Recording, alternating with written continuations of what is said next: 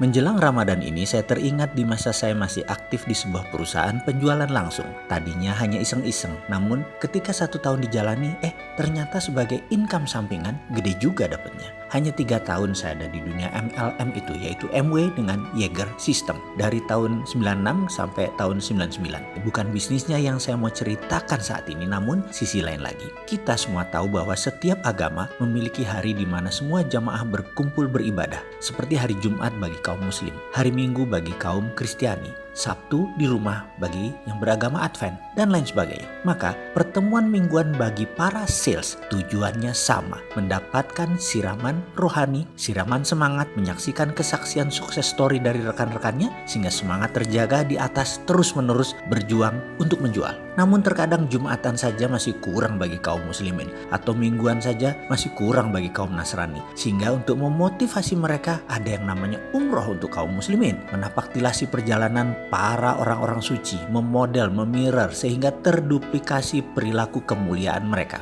Nah, di dunia sales kami melakukan hal yang sama disebut malam apresiasi, semacam ritual tapi lebih besar dari pertemuan mingguan. Asal mulanya sebenarnya hanya ingin membuat acara di mana semua bisa berkumpul dan semua bisa sharing berbagi. Dan kali ini berangkat dari kegelisahan kami melihat seorang downline kami yang bernama Doni. Dia gigih sekali berjualan kesana kemari. Dalam 3 bulan pertama mungkin lebih dari 100 orang dia datangi. Dia prospek, dia dekati dan lain sebagainya. Namun tidak ada satupun yang close, tidak ada yang bergabung. Doni tidak pernah mengeluh sedikit pun. Namun kami sebagai upline tergerak tersentuh melihat semangatnya. Lalu saya panggil untuk berbicara dari hati ke hati. Saya bicara berdua dengannya. Doni memiliki sejarah sebagai ex-preman atau mungkin masih dikatakan preman saat itu. Rumahnya di Kampung Makassar, bilangan Halim, bisa dikatakan tough neighborhood atau komunitas yang keras. Berantem itu katanya bisa setiap hari. Masa lalu Doni kelam sekali, keras sehingga karakter kasarnya bisa dimengerti. Dia bercerita, "Mas Mardigu, seumur hidup saya ini sudah dianggap anak setan sama keluarga di rumah.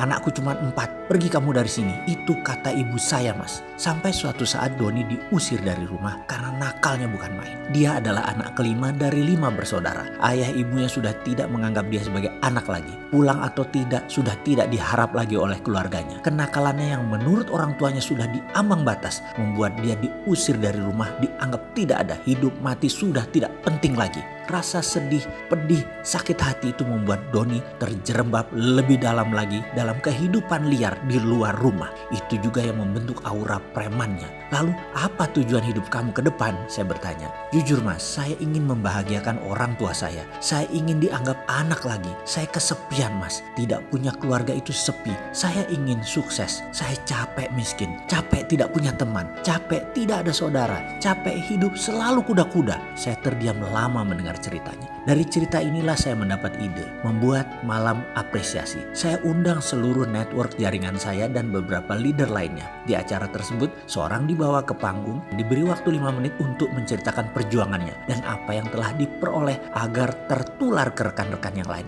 Itu saja intinya, dan saya harus panggungkan Doni. Acara ini bukan gratis, yang hadir dikenakan biaya Rp50.000. Dan karena downline saya ada sekitar 2.000-an, juga leader Didi yang lainnya juga banyak, maka target 1.000 sampai 2.000 orang diharapkan hadir. Waktu itu kami menyelenggarakannya di gedung BPPT di Jalan Tamrin. Bersama beberapa rekan, saya mencari alamat Ibu Doni. Sampailah saya ke rumah tua di daerah padat penduduk dekat Halim. Saya ceritakan bahwa ada undangan buat Bapak Ibu atas prestasi seorang anaknya. Sang ibu bertanya, anak yang mana? Semua anak saya merantau. Anak saya 4-4-nya tidak ada di rumah. Kami yang hadir di situ miris sekali mendengar kata-kata anak kami 4 karena kami tahu ada 5. Dia tidak menganggap si Doni. Ini Mas Doni Bu, saya menjelaskan. Hah? Si ibu terkejut, wajahnya memerah. Marah. Saya pun mengeluarkan jurus rayuan. Singkat cerita, syukurlah, alhamdulillah sang ibu bersedia hadir asalkan dijemput. Kami turuti. Ketika diadakan malam appreciation tersebut di mana sang ibu datang duduk di samping saya sejak awal acara, sang ibu bertanya, "Ini acara apa?" Saya menginformasikan ini acara malam penghargaan Bu. Sang ibu diam. Setelah puluhan orang mengungkapkan testimoni kesuksesannya, maka MC menghadirkan surprise dengan menampilkan seseorang. Berikut akan hadir di hadapan kita seseorang yang gak pernah closing, gak pernah punya downline, sudah ditolak ratusan kali tapi terus gigih berjuang. Anda tahu siapa dia? Sahabat kita, rekan kita? Nada suara terus meninggi. Seribuan orang hening, senyap, surprise karena di kepala mereka semua tahu pasti orang tersebut adalah Doni. Doni yang selama ini dijadikan sebagai bahan ejekan, dan saat itu keheningan pecah ketika beberapa orang mulai memberikan nama Doni. Doni, Doni, Doni. Diiringi ratusan orang lainnya hingga semua menyebut nama Doni, Doni. Saya melihat Doni tersentak di kursi barisan depan di sisi pinggir. Dia tidak sangka dijadikan pembicara karena yang dia tahu hanya yang sukses saja yang berbicara. Dia merasa tidak sukses. Matanya menatap ke sana kemari mencari dukungan sampai akhirnya dia berada di panggung. Sang ibu di samping saya gelisah luar biasa. Itu Doni ya, ekspresinya berubah, menyadari bahwa anaknya menjadi bagian dari malam itu. Menjadi seseorang. Doni maju ke panggung, langkahnya mantap. Doni naik ke panggung diiringi tepuk tangan dan mulai bicara. Suaranya bergetar. Suasana sangat hening bagaikan kuburan. Saya berdiri di depan sini, sesungguhnya saya ingin membuktikan kepada orang tua saya bahwa ada 5 anak mereka itu. Saya yang berusaha untuk tetap hidup, menjadi lebih baik itu masih ada. Dan paling penting, saya ingin kembali ke rumah untuk menjadi bagian dari keluarga. Sebenci apapun mereka kepada saya tetap mencintai mereka. Suaranya bergetar. Saya tahu saya belum sukses, saya belum berhasil. Saya minta dukungan teman-teman semua agar saya bisa sukses. Saya ingin membuktikan saya bisa sukses. Beberapa orang di gedung mulai menyeka air mata. Beberapa terisak. Doni melanjutkan, utamanya buat ibu saya. Semoga ibu masih punya sedikit aja rasa cinta untuk saya. Saya sangat rindu pada ibu saya. Dan untuk itu saya harus sukses. Doni mengakhiri testimoninya dan tidak turun dari panggung. Surprise berlanjut. Lampu tiba-tiba padam. Total gelap. Namun sedetik kemudian lampu kembali menyala. Hanya berupa lampu sorot. Lampu sorot hanya menyinari 2 titik. 1 titik Doni yang berjalan turun. Dan 1 lagi ibunda Doni yang sedang duduk di samping saya. Semua mata terfokus ke 2 titik lampu tersebut. Kemudian saya bimbing sang ibu berjalan mendekati Doni, naik ke panggung. Doni kaget karena disorot lampu di hadapannya tak seberapa jauh ada ibunya. Sementara ibunya berjalan tertatih, saya gandeng perlahan maju mendekati Doni. Ketika 2 titik itu bertemu, Doni bersimpuh di kaki ibunya. Ibunya membungkuk dan memeluk dengan erat. Pelukan merangkul hati. Sebuah pengakuan, "Bu, Ibu, maafin Doni ya Bu. Doni kangen Ibu. Doni salah Bu. Doni anak ibu, anak bapak. Doni tobat Bu. Doni capek jadi orang susah. Doni mau sukses. Doni mohon ridho Ibu. Doni mohon ampun dan maaf Ibu." Terus dia berkata lirih di kaki sang ibu. Disaksikan ribuan mata dan didengar jelas keliling gedung. Karena mic wirelessnya masih on, nyala. "Kamu anakku, ibu mencintaimu, ibu juga minta maaf." Saya mendengar lirihan sang ibu di antara tangisnya. Tak ada kata-kata, yang terdengar hanya tangisan diiringi tumpah air mata.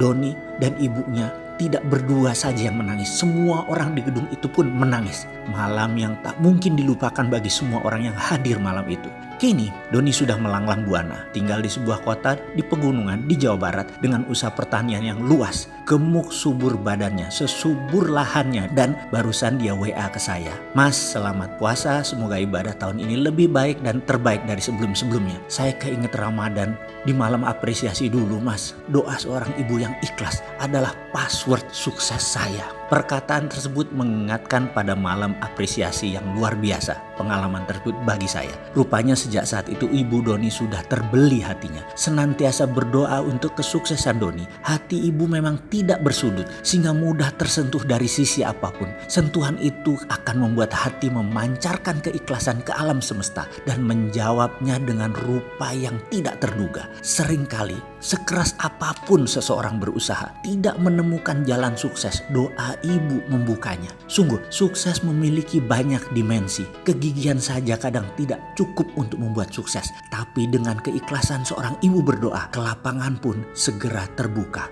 Marhaban ya Ramadan.